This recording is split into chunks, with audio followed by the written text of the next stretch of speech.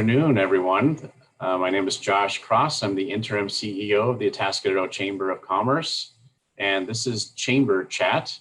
And today I'm joined by Phil Dunsmore, the Community Development Director for the City of Atascadero. And the city has some amazing projects going on throughout the city. And my intent is to engage Phil every few months or so to just kind of check in and see what these projects are and how they're progressing, and just get a little bit of inside information. So today, Phil is here to talk about the Colony Plaza project, and it's a really exciting addition to the heart of our downtown. Phil, tell us a little bit more about this great project.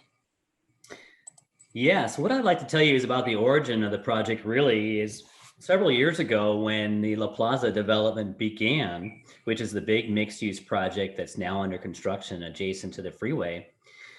The city actually negotiated with them to give them a portion of the city's street system, otherwise known as the right-of-way next to the project. And we wanted to do that to try and encourage development and try and give them an incentive to develop further. So we didn't use that portion of the street, so we gave a big portion of it to the project. But in exchange, they agreed to also construct a public plaza as an adjunct to their development project. So it's a plaza next to La Plaza. Next to La Plaza, yes. The plaza next to the plaza. Okay. So we went through a number of design charrettes through that process. And after really examining the space more closely and the community's needs, realizing it really needed to be a project developed by the city. So instead of requiring it to be a development condition, the city has taken it on as a public project. And in exchange, the La Plaza project is paying towards parks and open space fees to contribute towards the cost of the project. So that's really the origin of it. It really came about as a condition of approval of the La Plaza project and a way to use unused right-of-way that was left over after the project was done. Because really, I'll step back a little further. That property that's there is called the Tascadero Mall. And at one time, it was a street that went all the way to the west through where Highway 101 is. But when Highway 101 was built, that right-of-way, that area was cut in half. And that Tascadero Mall in front of the gas station in front of the La Plaza project was left over as an island. And the city had no purpose for that street. So here's a perfect idea. Good. So for the folks viewing here, this is a plaza that's in front of the bridge that goes, or the tunnel, I should say, that goes underneath 101, that connects basically downtown to the ABC Church and the high school. Phil, do you have a map of, are you able to show us a map of where this is located exactly? Yes, I can. Let me share my screen and I can show you a map of how that fits in with the project area. Let's see if I can get the right screen up there. Oh, yes, there it is.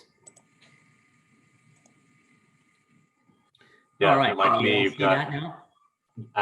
Just almost, it's coming through momentarily. There it is. Okay.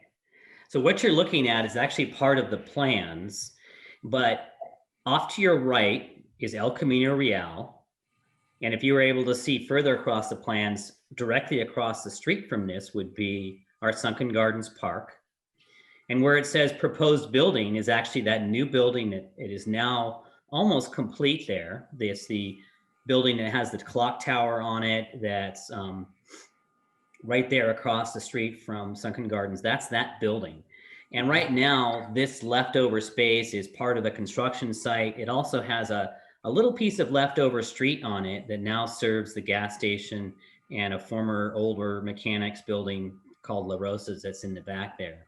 Well, this space is now being completely reimagined as a public event space, as a public plaza space, and also as a grand entrance corridor to the pedestrian tunnel. And that pedestrian tunnel, which is in the bottom left corner of this plaza, is so widely used when school's in session and for commuters that go back and forth to the west side. It's one of the only pedestrian passageways in the city that really gives you a shortcut below Highway 101. So this area we want to have as a community focal point. It'll also be an area that businesses open up onto. There's a restaurant space in the proposed building there, the new building that just got finished, that will open up onto this plaza with an opportunity for outdoor dining.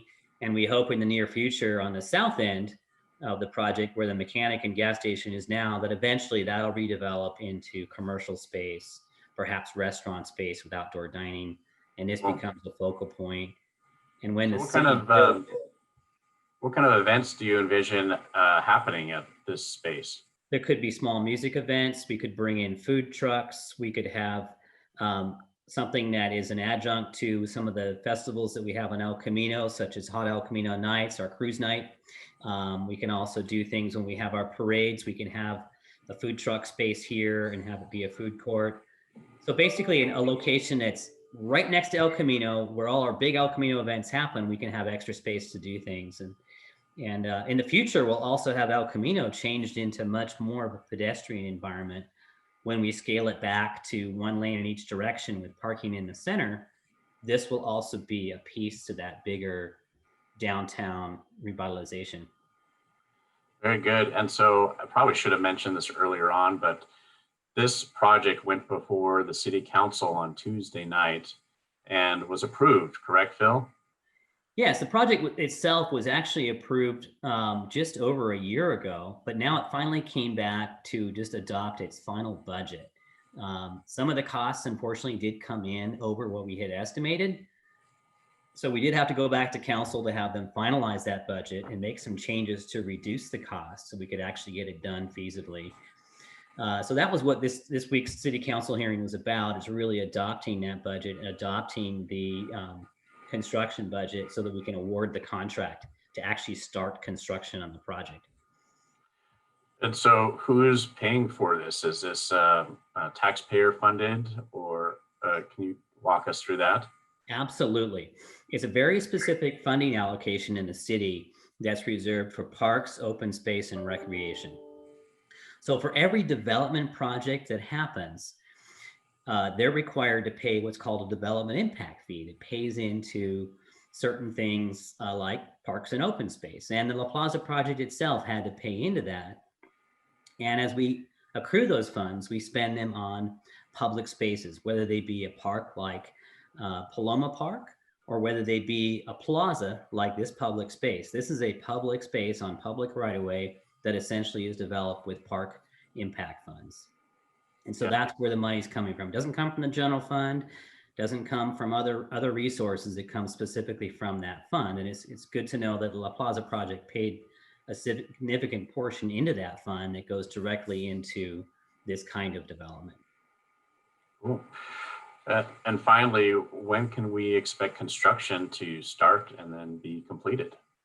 Hopefully as soon as possible. So now that the council has awarded the contract to the contractor, we will now be able to negotiate the final ends of that. And weather permitting, this could start in a matter of weeks or a couple of months. So it will start immediately. In fact, a lot of it's already been torn up for the development of the La Plaza project. So the next step is to begin removing the rest of the asphalt and begin the construction of some of the underground pieces and utilities that feed this plaza, and then beginning to do the actual work. And it's going to be a fantastic looking project. 2 rows of trees, a steel pergola that's really tall off the ground, almost 14 feet off the ground, to provide not only for vehicle access, but also for a shade, and areas for seating and entertainment. Basically, similar to a Mission Plaza style situation, but as a major pedestrian corridor and as an accessory to the La Plaza project and to our great downtown. So it got a lot of nice attributes, and it could be something that is in place as soon as next summer.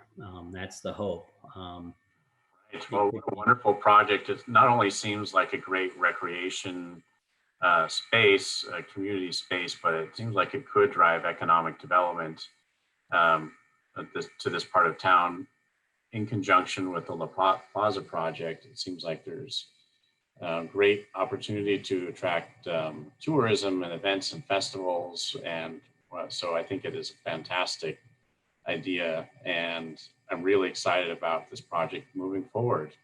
So are we. We see it as a contribution to the economy for downtown, as something that will enhance property values and certainly contribute to economic development. Yeah. Because today it's interesting. You see the new La Plaza project, and then you see parts of old Atascadero around it, and you see the contrast and where we're going. It's really high quality, and Right. Well, it's a catalyst project, a couple of catalyst projects, and I think that the rest of the downtown will just be inspired by this, and we'll see where it goes. But it has a promising future. we certainly hope so. Yes. Yeah. All right, Phil. Well, thank you so much for your time and discussion on this exciting project today. For those of you watching, thank you so much. And we will see you next week for Chamber Chat.